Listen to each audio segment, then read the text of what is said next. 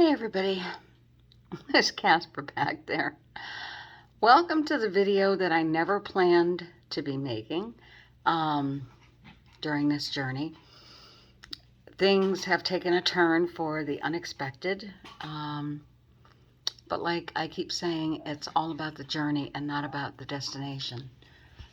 It appears, watching the weather forecast in hindsight, I outran a couple of tornadoes today.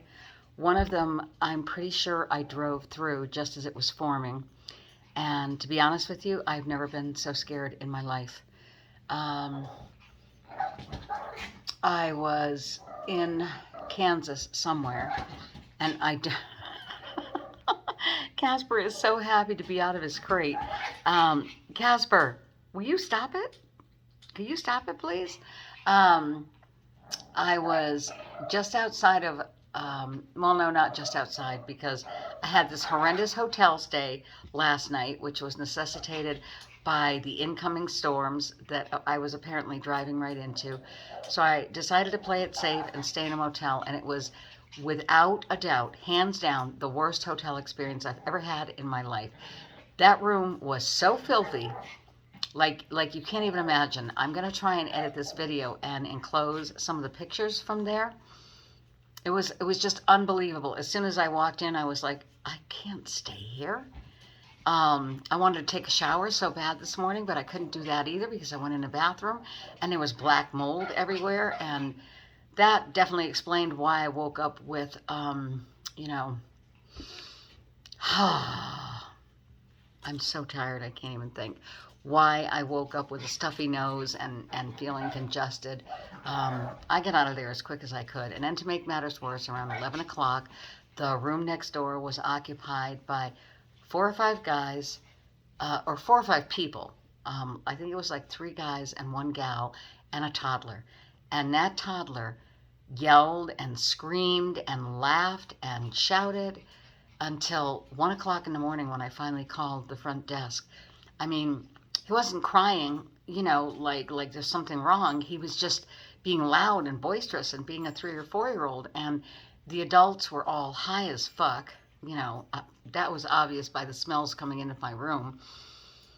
So I finally called the front desk, and I actually went back and forth about whether or not I was going to do that because my car was parked right in front of my door, and I thought they're bound to realize it was me that complained, and I don't want to go out and find my car keyed in the morning or whatever, especially with all the gear. But anyway, I made it through the night. I did get some sleep.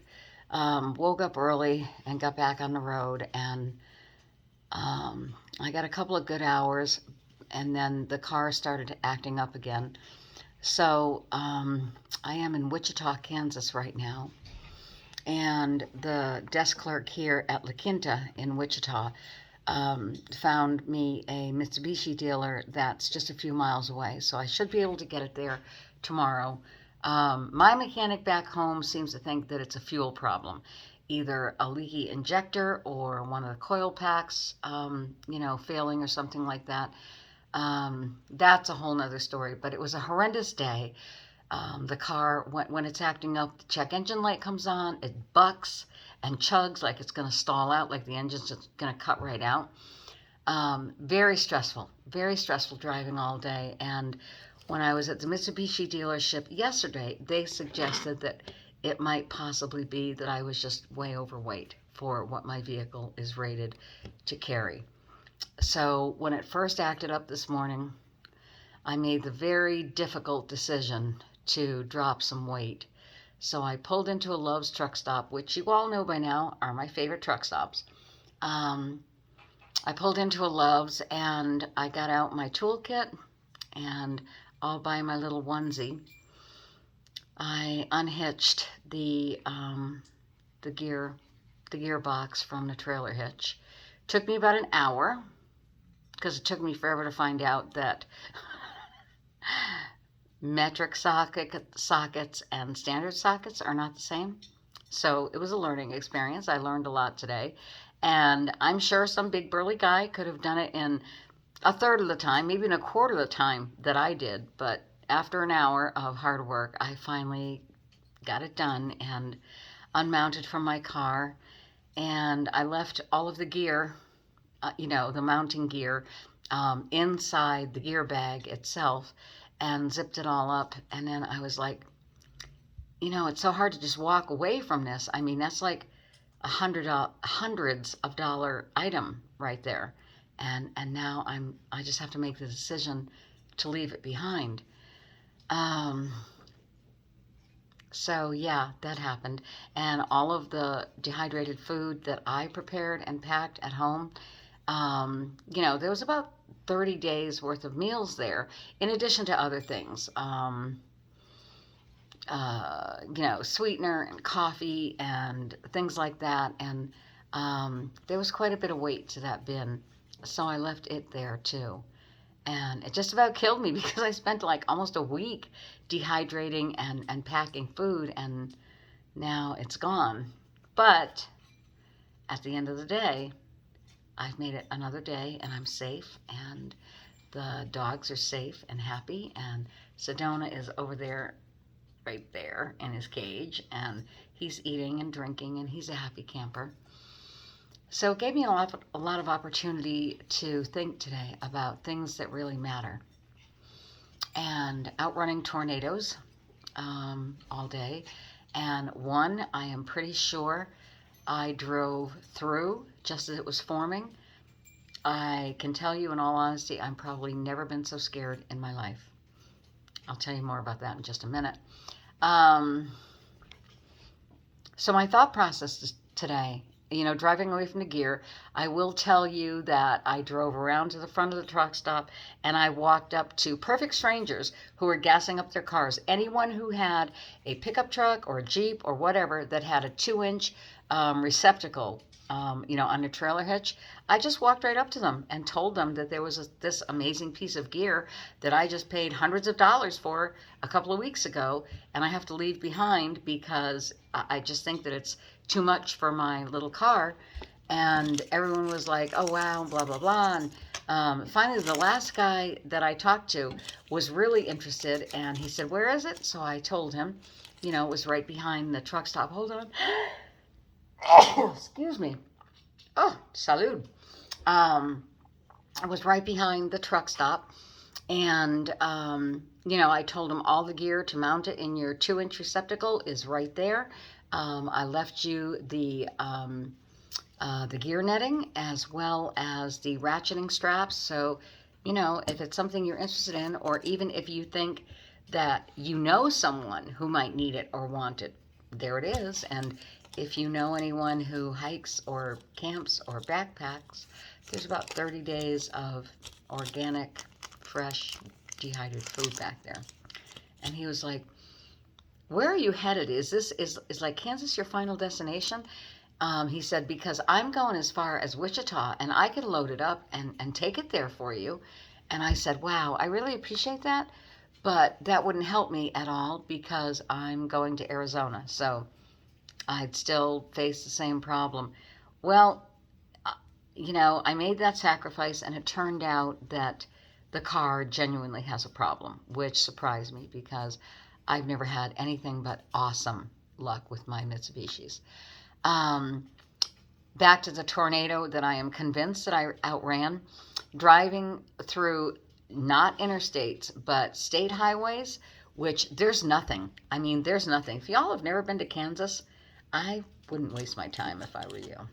Sorry, Kansas, but I'm not quite so sure why Dorothy was so excited to get back here.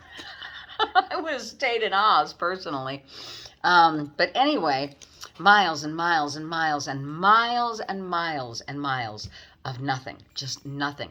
Hardly any houses, nothing but farms and fields, and no stores. And I'm like, where do you people buy gas? Where do you buy groceries? Because I've driven 50 miles and I haven't seen anything. So I don't know how that all works out. But anyway, so I'm driving down this state highway. I think it was State Highway 50,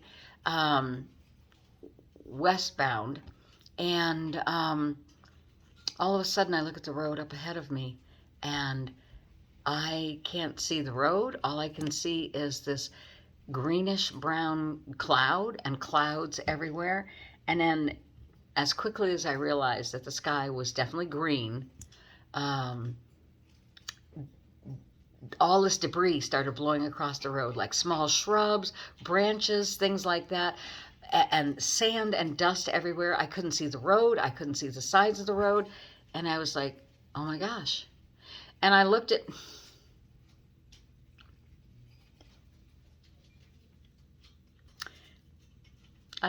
Bella and Casper and said, just know that I always loved you.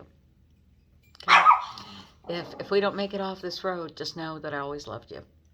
And yeah, so there was that. And I was like, I don't know what to do. There's nothing to hide under. There's no bridge abutment or anything. So the only thing that came to mind was to floor it. So I did. And my engine is functioning so badly, you know, I was worried that it wouldn't allow for that, but it did. And I really believe that I outran a tornado. And when I got here tonight, my dear, dear friend of 40 years, and who's also my mechanic, you know, checked in to make sure that I was off the road and I was safe.